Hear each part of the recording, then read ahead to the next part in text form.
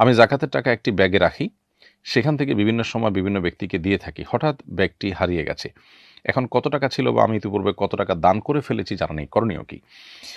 জাকাতের টাকা যে ব্যাগে আপনি রেখেছেন বা যে বাক্সে রেখেছেন সেখান থেকে কিছু, কিছু করে দিয়েছেন এবং হারিয়ে যাওয়ার আগ পর্যন্ত কত টাকা দিয়ে শেষ করেছেন আপনি জানতেন না। এই যদি হয় অবস্থা, তাহলে সেক্ষেত্রে আপনাকে অনুমান করে বের করতে হবে যে কত টাকা ইতিমধ্যে আপনি জাকাতের টাকা দিয়ে শেষ করেছেন। তাহলে আপনার সম্পদের সেই পরিমাণ জাকাত আদায় হয়ে গেছে। বাকি যেগুলো আপনার অনাদায় রয়েছে সেটা আপনাকে বের করতে হবে। এই জিনিসটা আপনাকে অনুমান করে বের করতে হবে এমনভাবে যা দিয়েছেন সেটা এর কম হবে না, এতটুকু নিশ্চিত। সেরকম একটা ফিগার আপনাকে আসতে হবে। তাহলে আপনি সেটুকু দিয়েছেন বলে ধর্তব্য হবে। আর বাকিটা আপনাকে জাকাত দিতে হবে। আ এর কারণে আপনি অবশ্য গুনাহগার হবেন না, যেহেতু এটা আপনার ইচ্ছাকৃত হয়নি, ইচ্ছার বাইরে হইছে। কিন্তু আপনার ফিগারটা আনুমানিকভাবে আপনাকে বের করতেই হবে।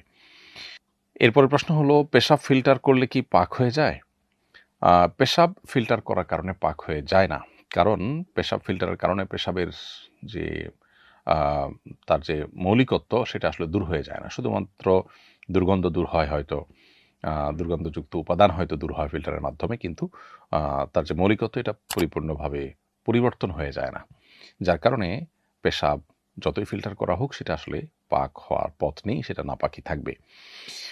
কসমের কাফারা হিসেবে যদি ৭-৮ বছরের শিশুকে খাবার খাওয়াই তাহলে কি তা যথেষ্ট হবে?